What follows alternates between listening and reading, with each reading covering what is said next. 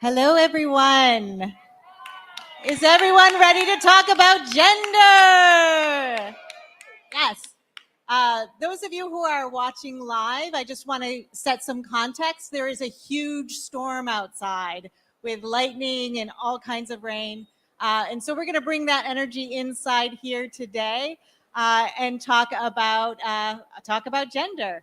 My name is Mary Beth Hastings. I am the Senior Gender Advisor for FP 2030, which is the Global Partnership on Family Planning. Yay! And I'm here today with a couple folks who are representing commitment makers. Commitment makers are how we make our principles real, how we make them live. And when we're talking about gender equality, that's super important. So we've heard a lot about how how family planning programs are really essential for gender equality. And that is so true. Without those tools, women and girls and whoever wants to control their fertility don't have the ability to become equal. It's an essential tool. But at the same time, we know that family planning programs have to really be deliberate to make sure that they are promoting gender equality as well. And there are some good reasons for this. That family planning programs have not always centered women's agency and girls' agency. So we have to be really deliberate about that. Also, we know that COVID has set us back a couple decades, at least, in terms of gender equality. So we cannot waste a single opportunity, a single investment. We have to be promoting gender equality with each and every investment we make. And so I am so glad to be joined today by folks who are just doing that, who are absolutely making sure that family planning programs are hand in hand with gender equality. So I have with me here Dr. Yasmin Khan, and she's representing a country representative for the Bill and Melinda Gates Foundation and Riz Consulting. And so I'm really glad to have her. She's representing Pakistan today. And Renu Golwalkar, who is the Senior Director for Gender Equality and Social Inclusion at Engender Health. So 2 commitment makers, Pakistan, the government of Pakistan, and Engender Health, doing terrific work on gender and family planning. So Dr. Yasmin, I want to start with you. How is Pakistan making sure that gender equality is part of its family planning programs? Thank you, and thank you for giving me opportunity to speak on something that I care for and I love, and it's about gender equality, equity, the empowerment. Everything will come around that. So I think for the family planning community in Pakistan, it has taken some time to realize that the gender is the base of everything that we are trying to do, whether it's a behavior change, whether it's about women empowering women to make decisions freely about her fertility, about taking control of her reproductive life. It all starts by ensuring the rights of the woman and the gender equality. Why I'm saying it's taken long, because traditionally the program started by looking at numbers, and it was all about the numbers. So many women should be raised, so many IUCD should be inserted, and it was all about numbers. Or the population debate was also about the numbers. But I think the credit goes to the champions, the civil society, the NGOs who are working in the field, who kept on raising gender as a cross-cutting theme for everything that is done in MNCH and FP field. And we are very happy to report that the latest commitment that Pakistan has made for FP 2030 has a very strong central focus on gender rights and empowerment, and especially for young people, because that is also a kind of a misnomer that gets lost. But it has really stated that, and I think it's a collective victory. We can all feel happy, but this is one win. We have that in a plan, but the real dividend will only be paid when it start hitting the ground. When we see that happening, then we'll know that yes, it has been the way that it was drafted, it was presented, and now with the actions we are seeing the results. So I think I can passionately talk about gender all day, and I would tell you about everything that we do in reproductive health and family planning starts and ends with the gender. But if we want to see the results, then we really need to be with that woman that we are talking about. We should hear her voices, and we should be able to communicate that voices, and not trying to tell her what to say, but try to say what she's telling us. So it's about the what woman wants, what she needs, and then convert that into an actionable strategy. So Pakistan FP 2030 commitment has a lot of promise, but like I'm saying, we need to see it converting into an action, and then we will be able to really celebrate. Oh yeah, that's a collective victory. So I'll stop here if you have other questions. Great, thank you. That is so important, how we've moved from numbers. How we've moved from numbers to really making sure we're centering the voices of women and girls. Thank you for that. Renu, let's bring you into the conversation. What does Engender Health do to make sure that family planning is promoting gender equality? Yeah, thanks, Mary Beth. So at Engender Health, we firstly focus on demystifying and simplifying gender equality. We try to understand what gender equality looks like from the family planning lens. For example, people have the agency to decide if, when, and how many children they want without any fear or stigma or discrimination based on their age or marital status or their gender identity. And when we are integrating gender equality, we do it through an intersectional lens of youth and social inclusion. And secondly, we make sure that our teams reflect upon, challenge, and change their own personal gender related biases, prejudices, and stereotypes to then integrate that gender lens into the programs that we are doing. So we have a four-pronged approach for integrating gender equality through our family planning and SRHR work. First is that we are strengthening the agency of women and girls and LGBTQI groups to demand and exercise high quality and unbiased FP services, and also have their full participation through co-creation through local partnerships.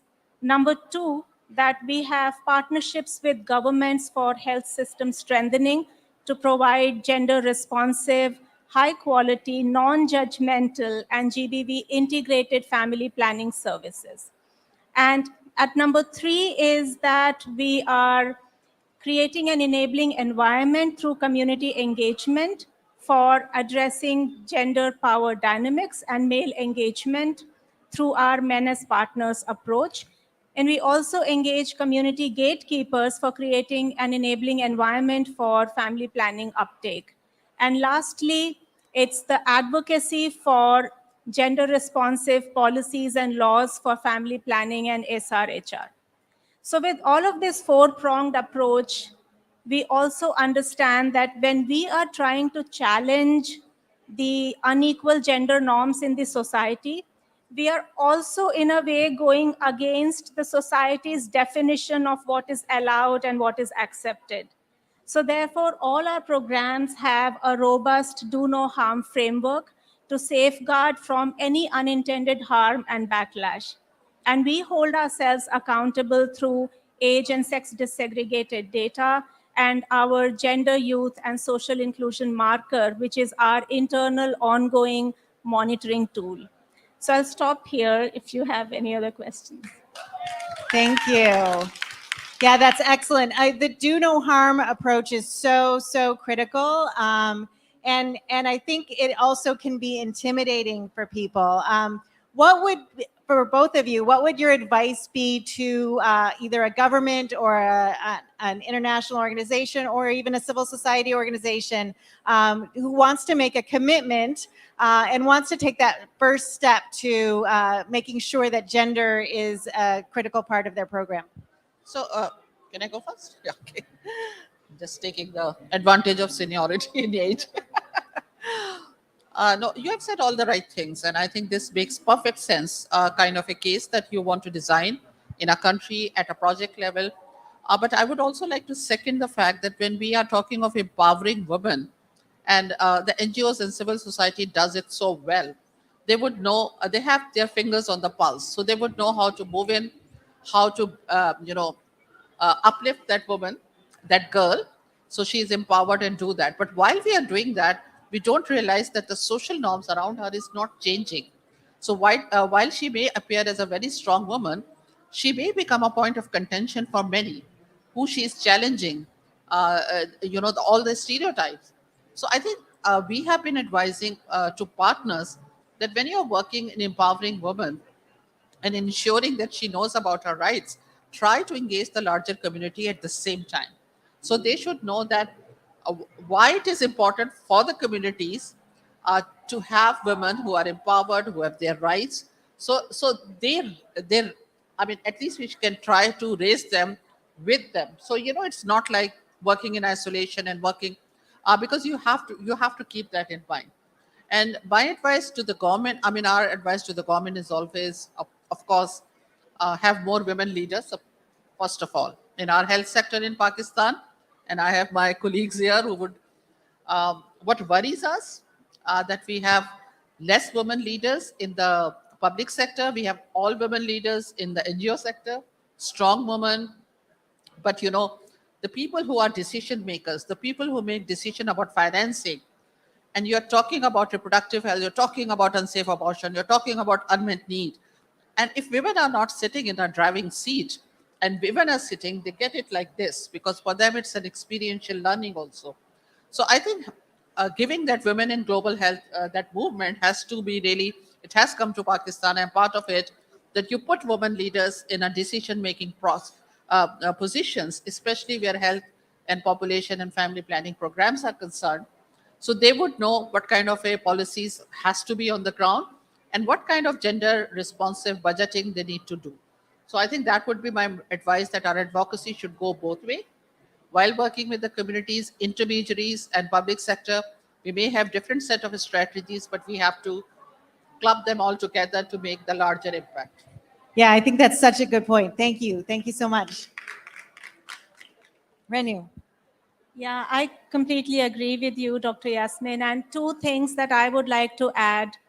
One is that it's important for us who are working in this social sector, whether it is government, NGOs, INGOs, or local organizations, that gender transformative change begins from us. We cannot just keep on thinking that the problem lies there in the community, because we all have come from those communities. We all have got some sort of gender stereotype or bias that we carry with us, and we bring that to our work.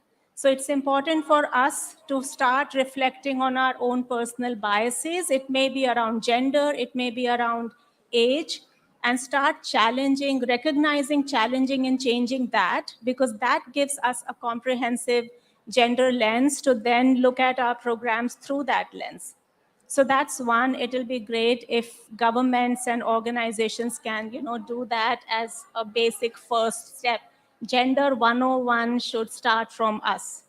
The second point is about how we are measuring. So yesterday, Mary Beth, we were discussing this, how and what we are measuring.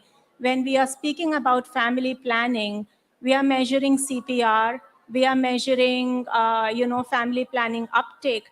Those numbers do not tell us the story of gender transformative change. Those numbers don't tell us who made the decision for family planning.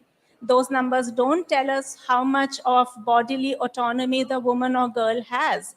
So we need to also start thinking about how we are measuring and what we are measuring, and whether our measurement is looking at agency of women and girls, agency of LGBTQI populations to decide on their body and their lives. That's so well said. Thank you so much, Renu. Well, that brings us to the end of our little presentation. I hope you all consider joining us. If you have not made a commitment yet to FP 2030, please, I encourage you to do so, and really imagine how you're going to seize this moment, how you're going to seize the opportunity to address gender equality while you're addressing family planning. Thank you so much. Thank you.